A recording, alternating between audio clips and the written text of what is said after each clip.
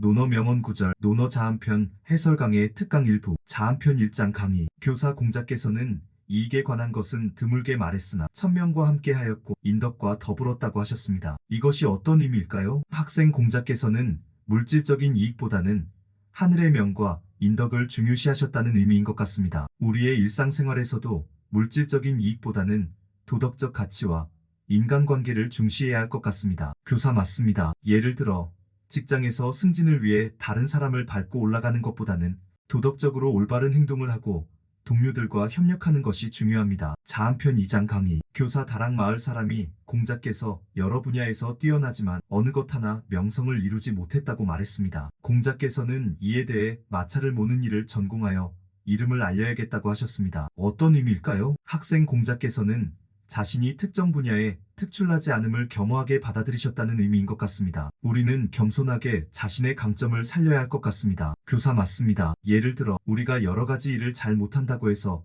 낙담하지 않고 자신이 잘하는 일을 찾아 집중하는 것이 중요합니다. 자한편 3장 강의. 교사 공자께서는 삼배관을 쓰는 예법을 생사로 만든 예모로 바꿔 쓴다고 하셨습니다. 이는 검소한 것이므로 시속을 따르겠다고 하셨고 대청 아래에서 절하는 예법이 대청 위에서 절하는 것으로 바뀐 것을 거만하다고 하셨습니다. 어떤 의미일까요? 학생 공자께서는 검소함과 예의를 중시하셨다는 의미인 것 같습니다. 우리는 상황에 따라 적절한 행동을 해야 할 것 같습니다. 교사 맞습니다. 예를 들어 중요한 행사에서는 격식을 차리되 일상에서는 검소하게 행동하는 것이 중요합니다. 자한편 4장 강의. 교사 공자께서는 4가지 태도를 하지 않으셨으니 마음대로 억측하지 않고 기필코 하겠다는 마음을 갖지 않으며 고집을 부리지 않고 자기만을 내세우지 않으셨다고 하셨습니다. 어떤 의미일까요? 학생 공자께서는 자신의 생각을 강요하지 않고 유연하게 행동하셨다는 의미인 것 같습니다. 우리는 융통성 있게 살아야 할 것 같습니다. 교사 맞습니다. 예를 들어 협력할 때 다른 사람의 의견을 존중하고 자신의 생각만을 고집하지 않는 것이 중요합니다. 자한편 5장 강의. 교사 공자께서 광땅에서 위험에 처했을 때 문왕의 제도와 문무를 전할 사명이 자신에게 있다고 하셨습니다. 어떤 의미일까요? 학생 공자께서는 자신이 맡은 역할과 책임을 중요시하셨다는 의미인 것 같습니다. 우리는 자신의 책임을 다해야 할 것 같습니다. 교사 맞습니다. 예를 들어 회사에서 맡은 프로젝트를 끝까지 책임지고 완수하는 것이 중요합니다. 자한편 6장 강의. 교사 관리인 태제가 자공에게 공자께서 성인이신지 물었을 때 자공이 하늘이 성인이 되게 하셨다고 답했습니다. 공자께서는 젊었을 때 비천했기 때문에 능력이 많다고 하셨습니다. 어떤 의미일까요? 학생 공자께서는 자신의 경험을 통해 많은 것을 배웠다는 의미인 것 같습니다. 우리는 다양한 경험을 통해 성장해야 할 것 같습니다. 교사 맞습니다. 예를 들어 다양한 일에 도전하고 실패를 통해 배우는 것이 중요합니다. 자한편 7장 강의. 교사 제자 뇌가 공자께서 여러 재주를 익힐 수 있었던 이유는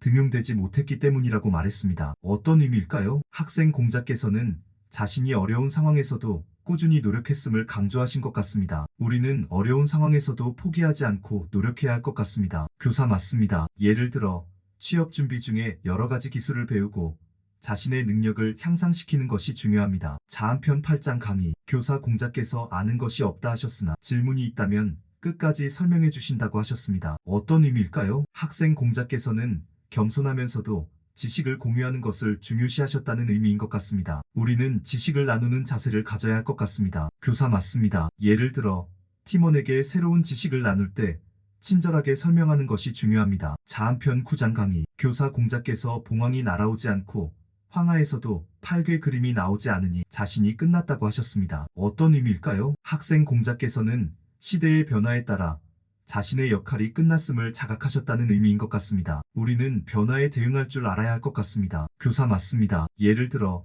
기술 변화에 맞춰 새로운 스킬을 배우는 것이 중요합니다. 자한편 10장 강의. 교사 공자께서는 상복을 입은 사람, 예모와 예복을 입은 관리, 시각장애인을 보면 나이가 어릴지라도 반드시 일어났고 그들을 지나칠 때는 빨리 지나가셨습니다. 어떤 의미일까요? 학생 공자께서는 예의와 배려를 중요시하셨다는 의미인 것 같습니다. 우리는 항상 다른 사람을 배려해야 할 것 같습니다. 교사 맞습니다. 예를 들어 지하철에서 어르신이나 장애인을 보면 자리에서 일어나 자리를 양보하는 것이 중요합니다. 자한편 11장 강의. 교사 안연이 공자의 학문과 덕행을 찬양하며 선생님께서는 학문으로 넓히고 예로 절제시켜 주신다고 하셨습니다. 어떤 의미일까요? 학생 공자께서는 학문과 예를 통해 제자들을 가르치셨다는 의미인 것 같습니다. 우리는 배움을 통해 자신을 성장시켜야 할 것 같습니다. 교사 맞습니다. 예를 들어 새로운 지식을 배우고 이를 실천하여 자신의 행동을 개선하는 것이 중요합니다. 자한편 12장 강의. 교사 공자께서 병환이 위독하셨을 때 자로가 대부의 장례를 준비하게 했습니다. 공자께서는 거짓을 행하지 말고 가신 없이 장례를 준비하라고 하셨습니다. 어떤 의미일까요? 학생 공자께서는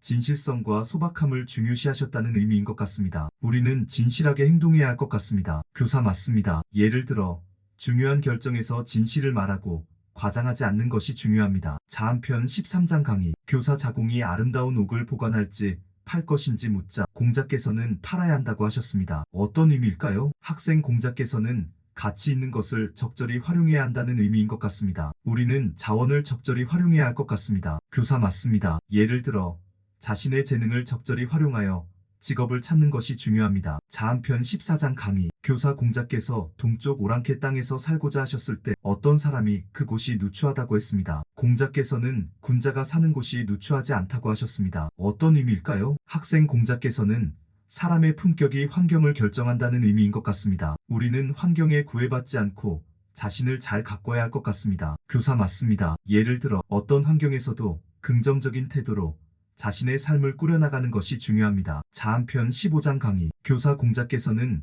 위나라에서 노나라로 돌아온 뒤 음악이 바로잡혔다고 하셨습니다. 어떤 의미일까요? 학생 공자께서는 올바른 문화와 예법이 자리 잡는 것을 중요시하셨다는 의미인 것 같습니다. 우리는 문화와 예법을 지켜야 할 것 같습니다. 교사 맞습니다. 예를 들어 전통 문화를 존중하고 이를 계승하는 것이 중요합니다. 자한편 16장 강의. 교사 공자께서는 관직에 나가면 공경을 섬기고 집에 들어오면 부형을 섬기며 상사에는 힘쓰고 술로 인해 곤욕을 치르지 않는 것에 대해 말씀하셨습니다. 어떤 의미일까요? 학생 공자께서는 공적, 사적 생활 모두에서 성실하고 절제된 행동을 강조하셨다는 의미인 것 같습니다. 우리는 공사 구분을 명확히 해야 할 것 같습니다. 교사 맞습니다. 예를 들어 회사에서는 직장 상사와 동료를 존중하고 가정에서는 가족을 배려하며 절제된 생활을 하는 것이 중요합니다. 17장부터 총평까지는 2부에서 계속됩니다.